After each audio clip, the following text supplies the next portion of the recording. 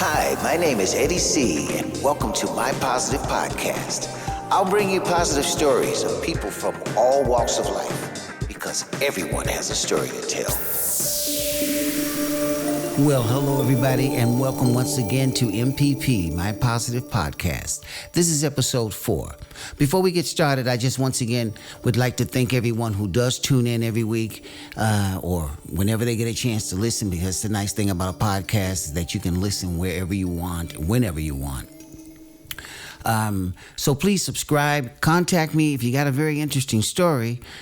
Please touch base with me either on Facebook or on the website, MyPositivePodcast-004. Today I've got 3 interesting guests for you, and they all happen to be, in this case, musicians. One is a younger generation guy who's a fantastic session singer and saxophone player, but also a wine connoisseur. I've got also a nice lady on the show who's been in the business for years, making a name in America and then later in Europe, not only as a Broadway star, she's also an actress, and she's also a fantastic jazz singer.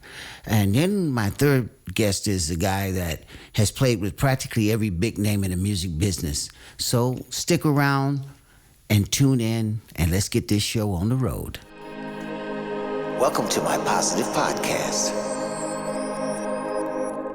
My first guest is a talented saxophone player, but a great singer as well. He's done a lot of session work with big names in the studio and on stage. And when the young brother starts to sing solo, people take attention and listen. Please welcome my first guest, Mr. Lo Van Gorp. Hey, Lo, how you doing, buddy? I'm doing well. I'm doing fine. Considering the circumstances, I'm doing all right here. Yeah. Yeah, I miss the times that we work together, man. We always have a lot of fun. But yeah, when was the last time? Oh, I don't man, know. it's been years. Quite a few years, and of course, I think with Caro. Right. I think with Caro Boulay. Yeah, that was it was a nice band actually that we had at that time, man. Let's get right away into the questions, buddy. You know, my first question to you is, how did you get started as a musician, playing saxophone and singing? And of course, tell us a little bit about your roots, because, you know, you told me in the pre-interview that you did actually did some traveling before you ended up in the Netherlands. Yeah, true. Yeah, my father used to be a diplomat. So when I was 6 months old, we moved to Moscow. That was 1973, not 74. So it was during Brezhnev and the heat of the Cold War. You could say so. And we lived there for 3 years, and then we moved for a couple of months to Holland and then to Rome. And in 1981, I guess, September, we got back to Holland. And then from that time, I stayed in the city of Leiden. It's near The Hague in Amsterdam. Yeah. Mm-hmm. Okay, and okay, how did the whole music thing get started? Because yeah, no idea. Well, my mother used to sing all day. Actually, she does that, and I did that as well. So singing was always been like second nature. Mm-hmm. And when I was 13, I just had a hunch for, hey, I'd like to try and play saxophone, and I'd like to try it. And so I just went to the music school, and my parents were okay with that, and yeah, I really got friends with the saxophone very quickly. So yeah, it really felt familiar already just from the moment I started, actually. So there was a nice sound immediately. So that's kind of special. I don't know, but it was all very intuitive, actually. I've never really thought about it. So that's how it started, and very soon, within a year or so, I was playing in bands. I was 14, and I was playing with guys at school, and they're always older guys. And actually, it's almost it's still that way. Yeah. I was there once Yeah.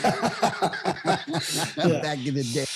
Yeah, I know the feeling. I was for many years. I was always the youngest cat on stage, and then now it's as the years have progressed. I'm the oldest one on stage. Yeah. Well, I guess I'll see those days too. Yeah.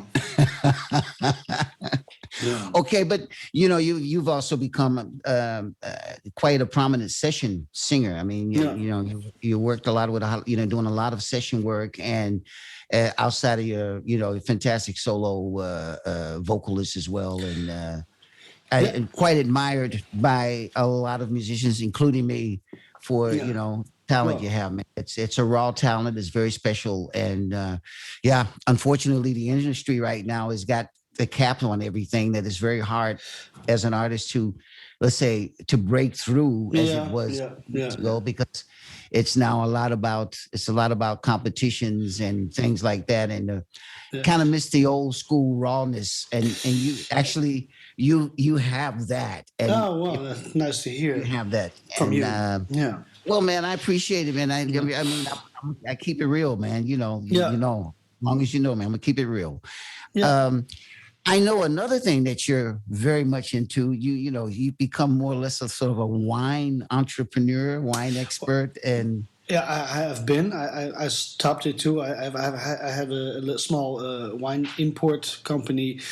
I tried to build it up, and it was really nice, and I got a lot of experience with it, and I've always been a very wine enthusiast, and so. Just when back in 2008, it was kind of it was not too much work for me, and I thought, well, why don't I give it a shot?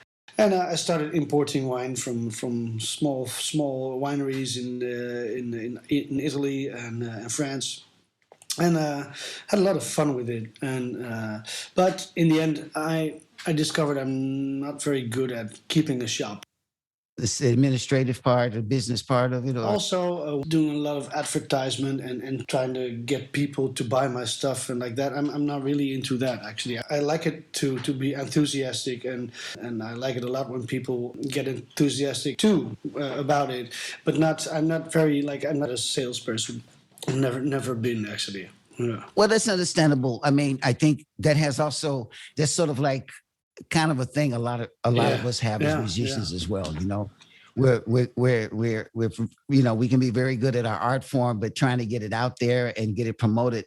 Usually, a lot of times you get a lot of artists, so-called, that don't have the talent but have the business mind. And at the same time, we musicians, artists, we just want to play. That's it. We just want to play. You want to play. You want to get your music out there. You want people to hear it, and which is for me the best way. I think so as well. I agree with you wholeheartedly on that. You know. You got a new album coming out I think in Japan. Well, my own album, which I've been working on for about 8 years, is already released in Japan, the 17th of March, and I've actually no idea how it's received, but. Anyway, it's a big honor to get my music out there, and as we speak, we're talking about releasing it here in the rest of the world. I'm talking with a nice small record company here in Haarlem, and so I guess within 2 months it will be available here too. It'll be a worldwide release. Yeah. Oh, that's fantastic, man! Congratulations on it. I mean, it's actually, I've told you, long overdue, man. You know, it's long overdue. You're right about it. Get out there, man. You got a great voice, and people should hear it. Yeah, it took some time to just really get the things the way I wanted, or that really felt like it is me, and that's now, because when I was 23 or something, there was already a plan of making an album by Ton Dijkman, who just got me with the Marco Borsato band, and he wanted to make a record, and but at that time, I really didn't know what to make, or I thought I had to make something that is commercial or something. But in the end, I'm not a commercial person, so I shouldn't be making something I don't feel. So that's why I didn't at that time. You should feel good about it. Yeah. It must be. It's not going to happen as well. No, it won't work. Or if it works commercially, I think you won't be happy Right, with it. exactly. So either way, you shouldn't do that, I guess. Well, no.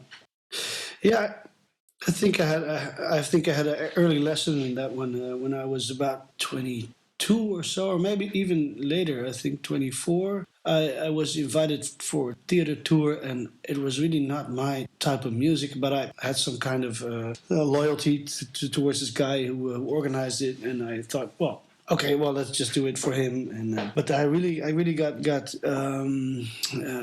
burned out, actually. Not too heavily, but I really got burned out. And I thought, okay, that was my lesson: never to take a job that really doesn't fit you. So Yeah, exactly, and especially being a vocalist and where a lot of individuality is combined is very important. You got to really feel good about it, man. I mean, of course, I've been a session guy. I played with so many different people, but I was always able to adapt, and those were different times.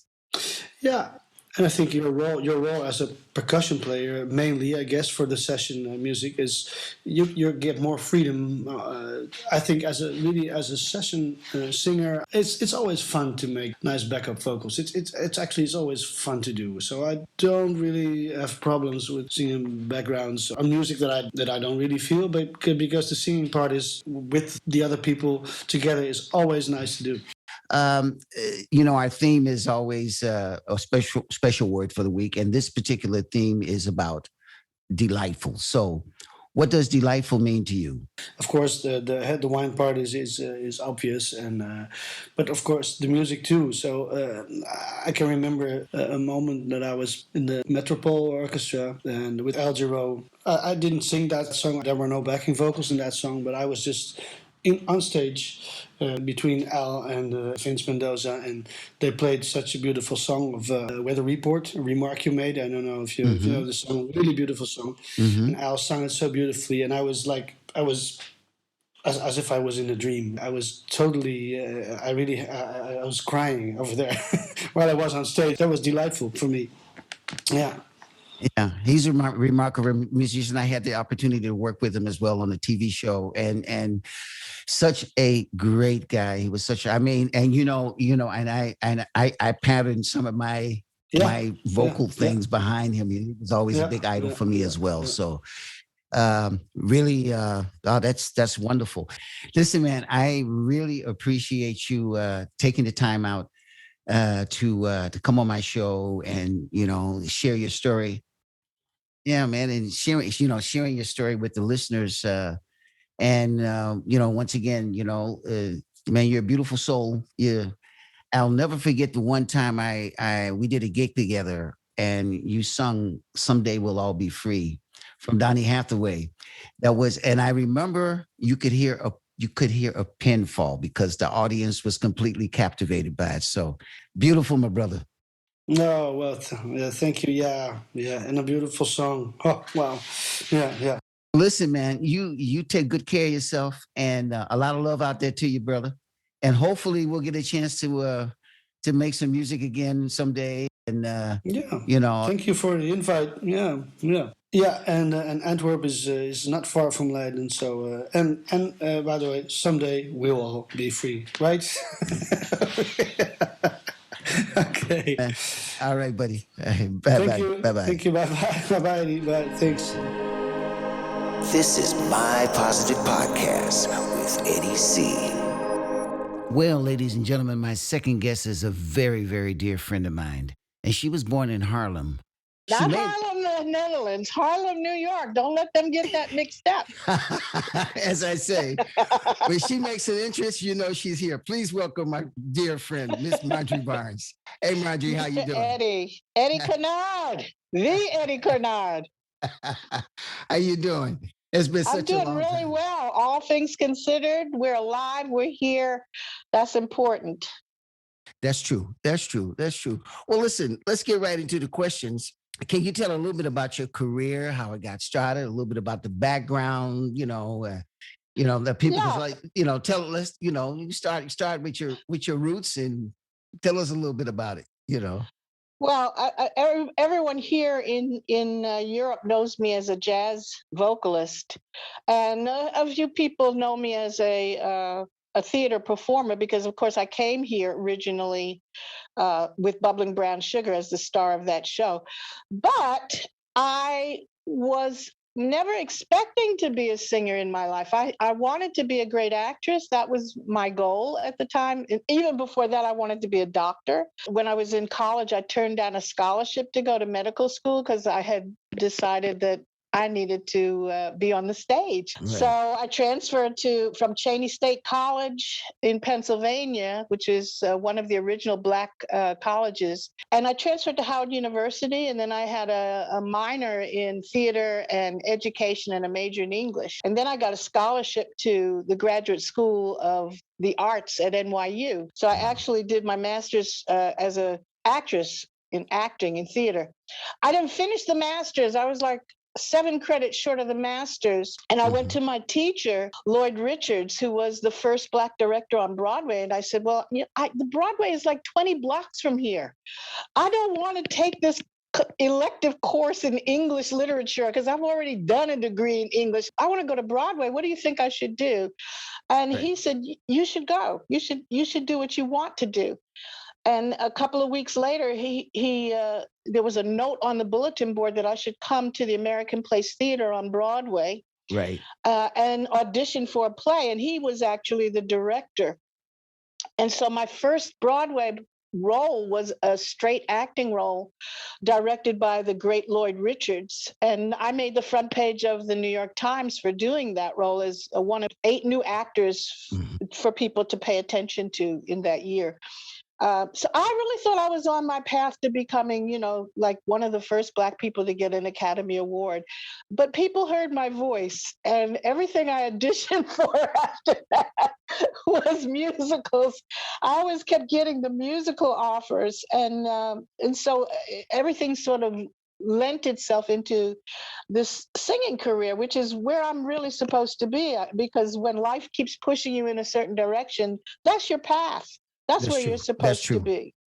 So I was either on Broadway, or I was singing in nightclubs in New York, or I was on tour with a pop group that we had called Community Drive, in which we toured the United States with.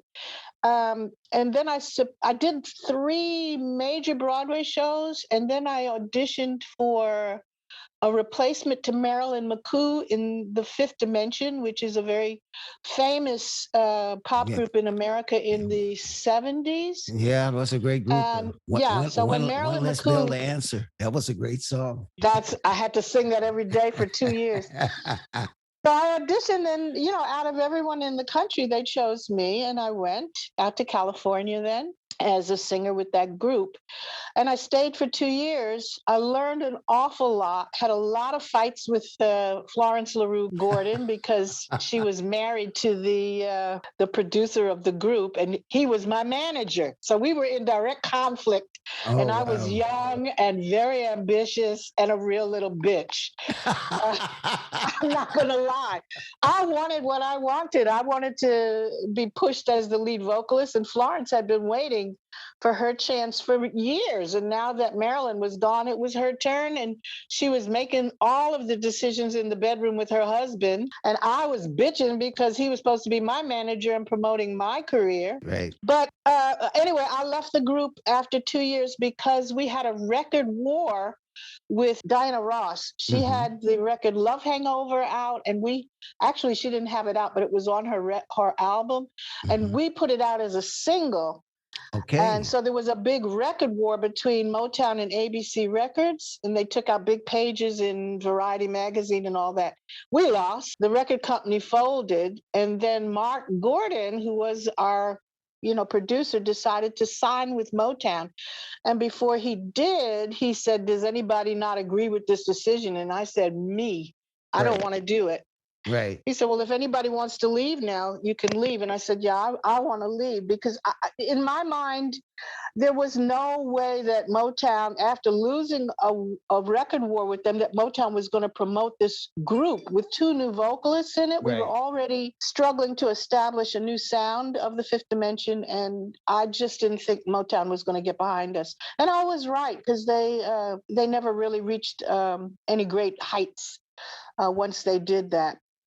But the 2 years I spent there were fantastic. And in one of those years, 1975, I believe it was, that's the first time I came to Holland with that group as the opening act for Frank Sinatra. And we were at the Concertgebouw. So that was my first experience here in Holland. And of course, we did a small tour with Frank Sinatra. So I got to know him.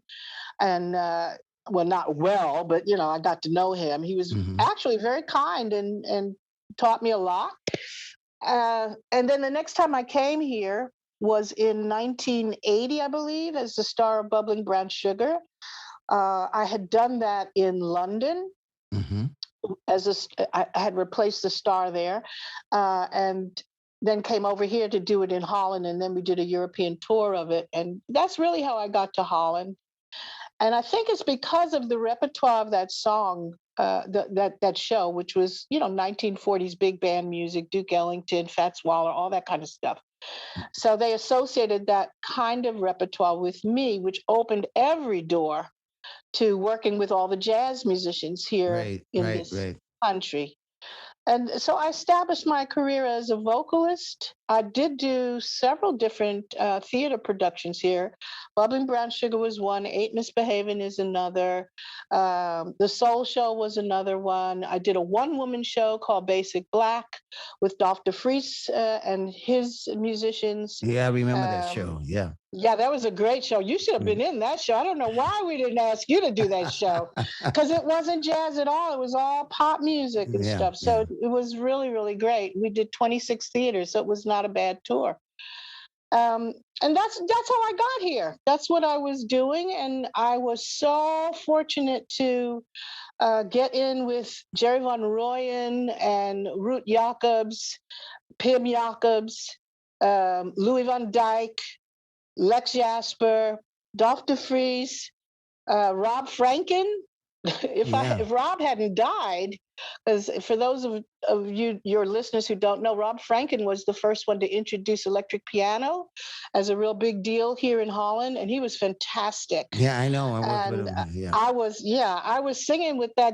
We had a group, and if he hadn't died, my career might have taken a very different approach, because I'm very much known for traditional jazz. But when I was with Rob, I was really singing more fusion, more electronic type of stuff. Okay. So I think I would have taken a much more different path, more of a pop fusion approach, like Flora Purim and Chick Corea type of stuff. Yeah, but once he passed, that that changed. That just changed. Well, let me ask you. You came over finally to Europe. You settled in the Netherlands and made a tremendous name for yourself over here. And thank you. Yeah, well, I mean, everybody knows Marjorie Barnes here, and you know that. And yeah, and so.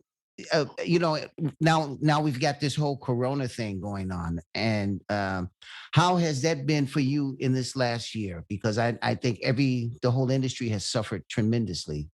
It's been devastating. Seriously, it's been devastating.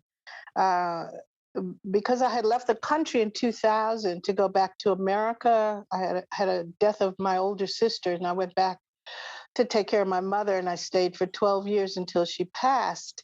So it meant that my career here came to an abrupt halt. And I didn't sing when I was in America at all. I had to pay my mortgage and take care of my two sons, and for that I taught regular school. So I have a degree in education and a master's degree in education. So I only did that. When I came back, in 2012, I had to start over. And this country, like America, had not recovered from the crash of 2008. So the industry, for those of us in the entertainment industry, we were struggling. And I didn't realize that it was that bad here. and that I would have to literally start over, which meant like doing a gig at a cafe, which I'd never done before, for like 35 euros. And I was so happy to just be singing after 10 years of not singing, that I was doing it because there were good musicians working in the cafes. So there was a new mindset for me, and it took 3 years to establish myself again. And then it took another 5 years just to get my price up to something decent. Right. And just as I had things where I wanted them, because my last gig was on stage with the jazz orchestra of the Concertgebouw, in the Concertgebouw, sold out, doing an Ella Fitzgerald tribute. Right. And then we went into lockdown with this. Oh, man. Oh, yeah. So it's been over a year since there's been any op tradings, which means that, you know, the monies that I had been able to build up are gone because everything was going out. Nothing was coming in. So it's pretty dire, but I am trying to be hopeful. If I can make it until things open up again, some kind of way, short of walking the streets in Amsterdam's red light district, then You're funny. You know, then I'm hopeful that there will be gigs coming and I can rebound. And I guess everybody is hoping that we can rebound. But this is some serious problems because not only are musicians and singers deeply affected, but the venues that we play have been deeply affected, and some of them are no longer in existence. Right.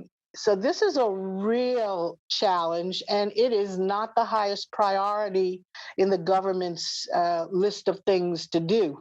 Right. Which is a shame because we generate a lot of income. Absolutely. Absolutely. We absolutely do. Us, along with the Horeca industry, hotels and cafes and restaurants and theaters, we generate a ton of money and taxes for our country, not to mention that people want to be entertained and need to be entertained. Yeah, yeah. Well, I think, you know, it's going to take a while for it to come back. You know, one of the reasons why I do this show is to throw out some positivity to everybody who's listening wherever they are in the world and who tunes into this podcast, you know.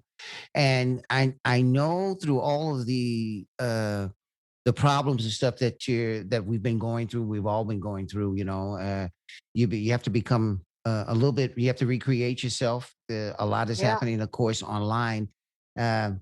Let's say for us older musicians, it's old. For us what musicians? I got you on that one. For us young at heart musicians. Well, for us young and heart musicians, we have to reinvent ourselves and, you know, doing more with the computers and stuff like that. And that's not easy. Yeah. That's not easy because, you know, we're organic musicians. We're used to taking an instrument, using our voices and going out there and doing the thing, you know, the old, let's say old we don't know stuff. Crap about stuff online. That's the problem with young at heart musicians. We don't know. At least I don't. I don't know. I have to relearn. Well, listen, I got one more question for you, which is the theme for our show this week. And the word is delightful. So can you tell us what delightful means to you? Oh, I think eating baklava with a cup of green tea, that's really delightful. Watching a baby with its first smile when it has no teeth and that little sweet, juicy little mouth, that little pink tongue, and it just sort of recognizes you for the first time, that's absolutely delightful. And watching my vocal students, watching my voice students at the Prince Claus Conservatory, when they finally get what their authentic voices are, and accept it, and I can hear it in their song, that's freaking delightful. I love that. It brings tears to my eyes to watch them discover their real voices. That's beautiful to me. Yeah, that's wonderful. And I know you have an online, you're giving online courses as well. I'm giving, I just started this because, I got to generate income some kind of way, and I want to keep teaching. I want to pass on what I know, before I'm gone. So I created a Facebook page. I haven't actually done it like on YouTube or a website Mhm. because I don't know how yet, but I'm learning. Yeah, So but you got my some friends helping Facebook you with that. page. Yeah. Yeah, my Facebook page is called Explore Your Voice Vocal Coaching. And anyone who's listening, you don't have to be in the Den Haag area, which is where I live, to participate because we can do online a face chat, Zoom, or WhatsApp classes together, which I have done with international students. And I'm very open to that. And of course, if anybody's listening and they're in the Ronstadt area and they want to come to my home, I have a large enough place to safely give you one-on-one instructions. And all the information is on that Facebook page, Explore Your Voice Vocal Coaching. All right. And there you have it. Listen, Marjorie, I want to thank you so much for touching base with me and coming on the show. I'm so proud of what you've done in the years you've been over here with your career. You've been an inspiration Thank you. to But a don't lot of forget to us. tell people we work together. We've recorded together. So it's not just our friendship, but we're colleagues. Absolutely. We have made music together. Absolutely. So we go back. We go back. That's true. That's true. That's right. And you know, the wonderful thing is that, you know, you still, like I said, you've got all the experience, and I'm sure the people that come to your page and site, you know, they won't be sorry because they've got a lot of experience. And all you movie producers out there, she can act. So, all righty. Listen, Marjorie. Thank you so much, Eddie. It's been a real pleasure and joy to see you again. And I think you're doing a wonderful thing, putting out that positive energy. So continued success with your blog and all the things that you're trying to do in a positive way. Oh, thank you so much. That means a lot to me. Hey, Marjorie, listen, thank you once again, and a lot of love to you. Thank you, Eddie. All righty. Ciao. Bye-bye. Bye. Bye-bye. My name is Eddie C., and you're listening to My Positive Podcast. All right, ladies and gentlemen, my last guest, he's a legend in his own time as a drummer. He used to work together with John Lee on bass. We actually had the opportunity to play on a record together with Chris Beckers. But not only has he worked with people like that, he's worked with George Benson. He's worked with Marcus Miller, Lionel Richie, Stevie Wonder, Joe Sample, Chick Corea, you know, Stanley Clark. The list goes on. And just before Corona, he was on tour with Diana Ross. Please welcome my dear friend and rhythm buddy, the one and only Gerry Brown. Hey, buddy, how you doing, man? Man, how you doing, man? I'm Great to talk with you. Hello, Holland. Hello, Europe. Yeah, I'm corona free. All right. So you can listen. You ain't gonna get nothing. I've been vaccinated. I've been groove vaccinated. All right. My groove is vaccinated. You know. I can do it. Man. You know all those names that you mentioned on there. Man, none of them cats can groove. No, I'm just joking, man. They ain't got no groove, man. And yeah, but yes, I've been blessed to play with, you know. And that's quite, you know, and that's not even half the list of people I could have mentioned, you know, but really it's fantastic to have you on the show, buddy. And you know, like I said, we worked together many years ago, but we never really got a chance to do anything live. I was looking forward to, you know, coming over there and seeing you last year because Diana was supposed to play the festival, man. And right. Like, I was lining up people and stuff like that. Oh yeah, man. I'm gonna be here. No, we would have definitely hooked up. We would have definitely hooked up. We would have definitely. But we will. Absolutely. Absolutely, man. We got to definitely do that. We got to make that. That's, you know, playing live together, which is still on my bucket list. So, you know. Yeah, we got to do that. Absolutely, man. Absolutely. And by the way, man, you know that you know the video of you singing on that television show, man, you were killing, man. Oh, thank you, man. Appreciate it, buddy. Man, you were killing. Thank you. Thank you very much. Wonderful. Thank you very much, man. Thank you. How, by the way, because you're originally you're from Philadelphia, right? Yes. But now you're living in New York now, or? Well, close to New York, South Orange, New Jersey, which is like 15 minutes from New York City. Okay, great. Well, listen, man, let's get right into the questions. Because cool. It would, you like I said, you've had a tremendous career. And can you tell us about some of the most memorable moments you've had? Well, some of the most memorable moments, I would say, I'll just try and make this real short, but I just remember like 4.5, 5 years old and watching a television program where the great drummer who played with Little Richard, Earl Palmer, he was playing on a show. Oh yeah, and I saw that, and I guess I was banging on tables and anything, and I just remember, my parents kind of having some conversations, and they said, well, maybe this boy's got some talent, and then they took me to this music center, and this teacher there, he playing like a double stroke roll, and I was able to follow it, and it's like, so a moment like that. When I was 12 years old, finding out that this gangly cello player who was starting to play upright bass. Right. It turned out to be Stanley Clark. Right.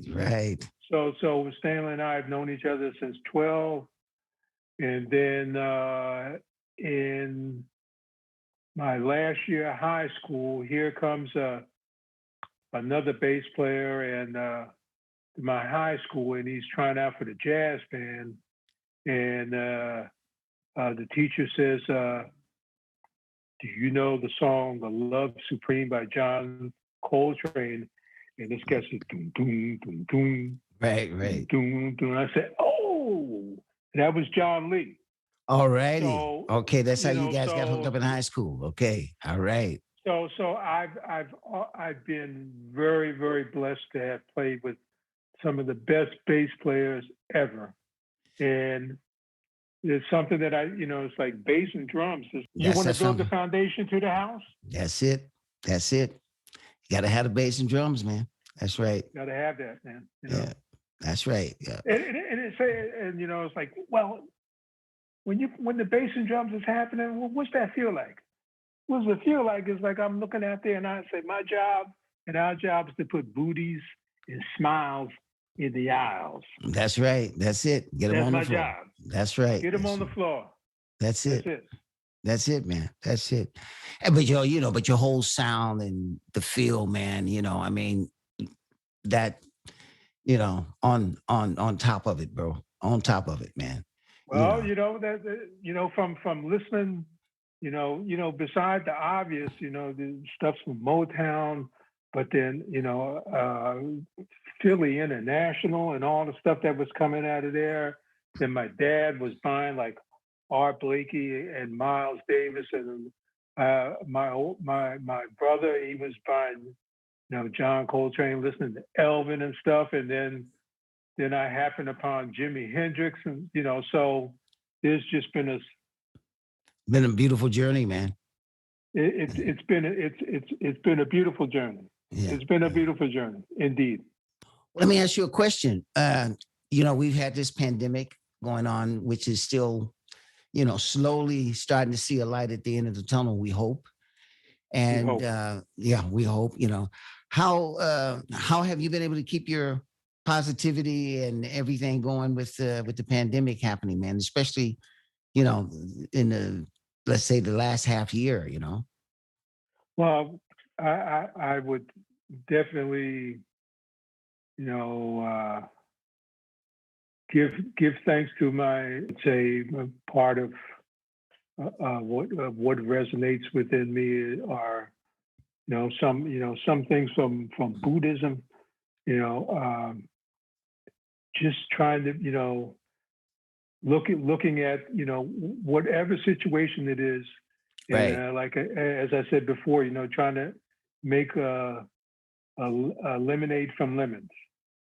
That's it. Yeah. And just, and this time in which, everything was shut down, even, here in America, there was hardly any traffic and stuff like that. So, I was reading things and saying, and seeing that, people were saying, like the buzz from the planet, Right. it's not buzzing like it is, and it's like, it's beautiful, you could, hearing the birds and seeing that, just kind of looking at things, and it's like, well, this is the time to regroup, and replenish and renew, things around you, renew things within myself, practicing more, which I hadn't done, got back into things in my youth, in my body, start running and walking again. I probably lost maybe about 18 to 20 kilos. Wow. No, so welcome to the club, brother. Yeah, man. I know some of y'all say, "Oh, he's an old man." Yeah, but I feel like a young man. So, hey man, we're all young in spirit. We're all musicians, always young in spirit, man. Hey, they can't see me. I got a little gray. I got a little snow on the roof. Yeah, well, so so do I. But I got fire in the oven. That's it. Fire in the oven, baby. Fantastic, man. Oh, wow. Yeah, that's great. And I wanted to ask you again. So, we were talking about the pandemic thing, and have you been doing, you do anything online, or did you, or basically just sitting it out until times get better? Well, I'm kind of sitting it out, but there's a thing that I've been working on with a partner from California, and a situation of a venue in New York, and it's called the Manhattan Center. Okay. And my partner and myself, we now have a joint venture with Manhattan Center. They're putting on like live streaming events, and we'll probably be doing some, not only live streaming, but different things for artists in which they can come in and doing like there are five. The thing about Manhattan Center, it's like an arc in which Right. there are 2 ballrooms, there are 2 recording studios, and there are 2 TV studios. So we're lining up sponsors and that whole business thing to eventually, hopefully in the next couple of months, start producing events. So, oh wow, just in case, if anybody wants to check it out, if you look at mc34.com and Manhattan Center Live.com. So, well, yeah. If you see me, make sure I get the link, and I'll post it in our on the website, and with the information, man. Oh, this is so cool, man. We've been talking about beating each other for so many years, and nothing. I know. I mean, it's like every time something happened, But now, okay, we at least had we've had a chance now to see each other via Zoom. That's the nice thing about the modern day technology. But it's not what it's not. There's nothing like the real thing, as we say, man. That's right. Nothing like the real thing. I got one more question for you. And our theme for this particular week is about delightful. So, what does delightful mean to you? Delightful means like playful from when I was like a child to now. The ability to laugh, the ability to smile, the ability to make people happy. being happy with someone, even with a mask on, but if you can smile and they can see your eyes and they kind of get that you're smiling, right. That's delightful. Despite having that mask, man, just seeing little kids, interacting with kids, there's enough heaviness that's going on in the world. So it's like, make that little extra effort, of being delightful and charming and nice. And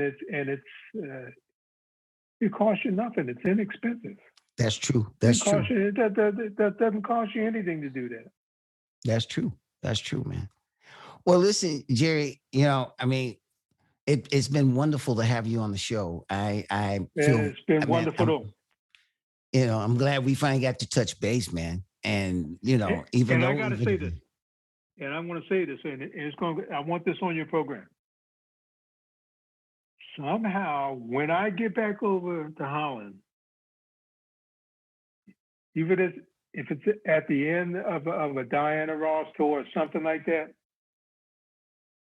I want to get together with you. I want to play your music. I want to stir that groove.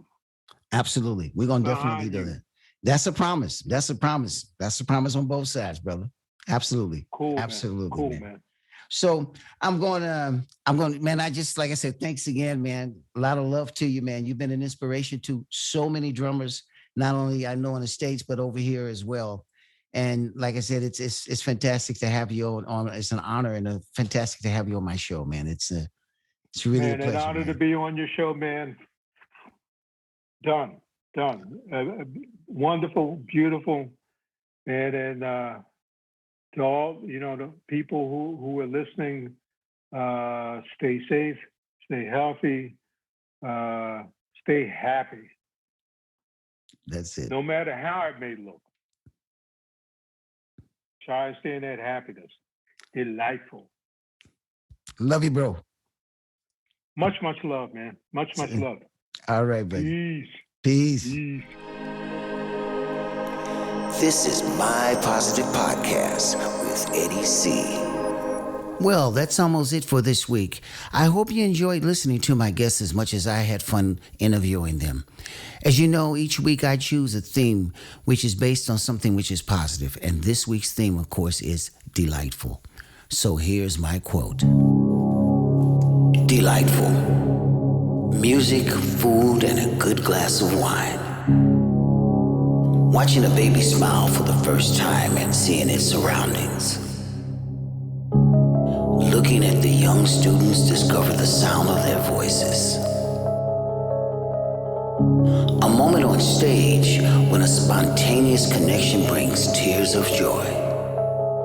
The warm, sweet harmony of birds in the morning. That feeling of glancing back at a long, beautiful journey. And the delightful feeling of living to enjoy the gift of another day.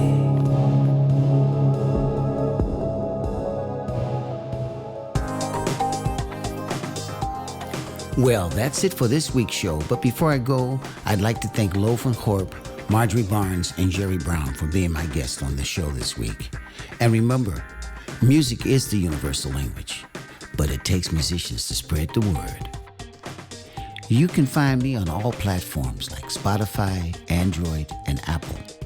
On Facebook, look for My Positive Podcast, and my website is MyPositivePodcast.com. You can also contact me via my website or Facebook. A very special thanks to my technical producer, Iswan. This show is a production by Antwerp Podcast Service. My name is Eddie C., and this was MPP, My Positive Podcast. Tune in next week and stay positive.